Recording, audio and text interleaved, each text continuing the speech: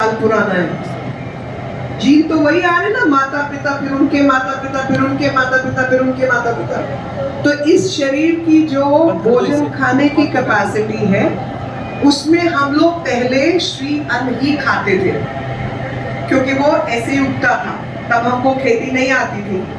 तो श्री अन्न हमारे जीन्स के साथ मैच करता है।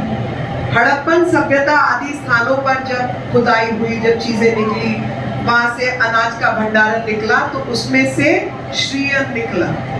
और आज भी हमारे आदिवासी समाज के जो भाई बहन है वो कोडू, कुटकी, ये सब चीजें खाते हैं। हम लोग तो ज्यादातर वो नवरात्रे के दिनों में ही कुट्टू खाते हैं, आगे पीछे खाते नहीं।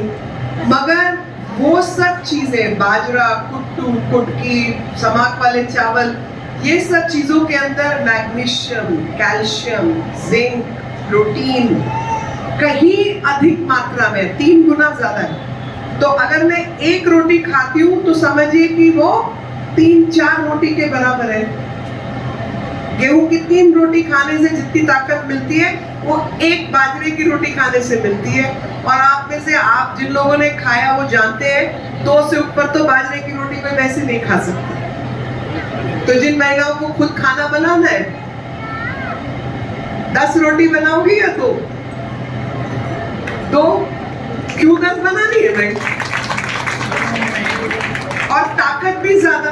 बच्चों के जब पालन पोषण की बात आ रही है तो ताकत ज्यादा आ रही है ना, अगर हम श्री अन्न खाते हैं। दूसरी चीज, जैसे मैंने कहा कि जब हमने लाखों साल से ये शरीर प्राप्त किया है, तो जब हमने गेहूं खाना शुरू किया, जो बहुत नई चीज है, 1950-1960 के बाद हमने गेहूं का प्रयोग बढ़ाया, जो ग्रीन रेवोल्यूशन के दौरान। मैं वैज्ञानिक चीजों में ज्यादा नहीं जाना चाहती, तो हमारे शरीर ने उसको मान्यता नहीं दी।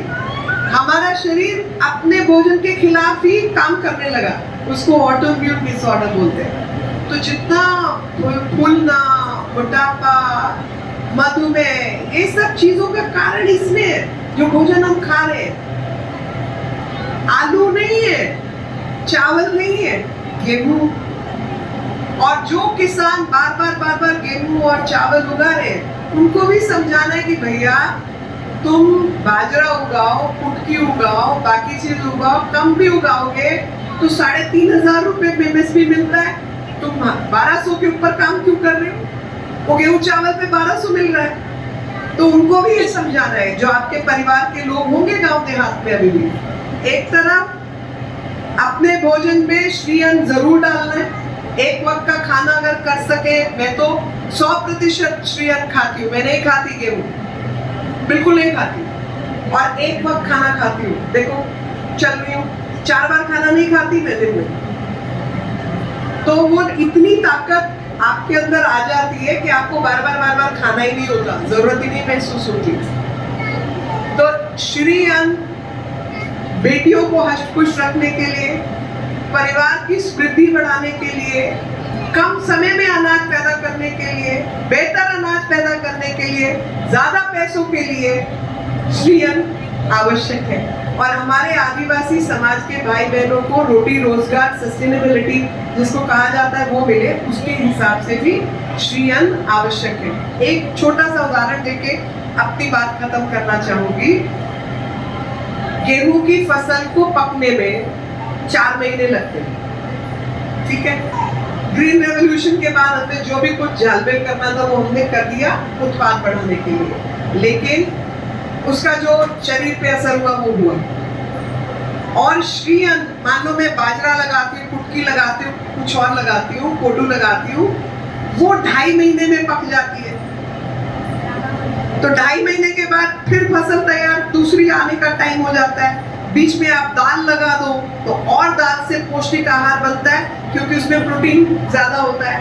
तो एक बार मिलेट यानी श्री अन्न, एक बार दाल, एक बार तेल के बीज, सरसों वरसों कुछ लगाओ, तो हमारे देश की सारी जरूरत भी पूरी होती है, परिवार की भी जरूरत पूरी होती है, और शरीर स्वस्थ भी रहता है। जब हम बार कहते हैं ना हमारे बाप दादा ज्यादा तगड़े थे हमसे, कारण भोजन में है।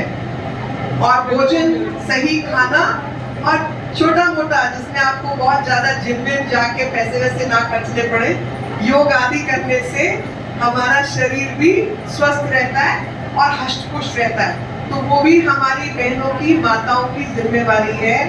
अपने शरीर का ध्यान रखना, परिवार के शरीर का ध्यान रखना, आने वाली जो पीढ़ियां हैं उनके भोजन का ध्यान रखना और उनको सही रास्ते पर चलाना, ये आपकी जिम्मेवारी मेरे से ज्यादा है, क्योंकि मैं अपना काम कर चुकी हूँ। नहीं तो उम्र बढ़ गई थी।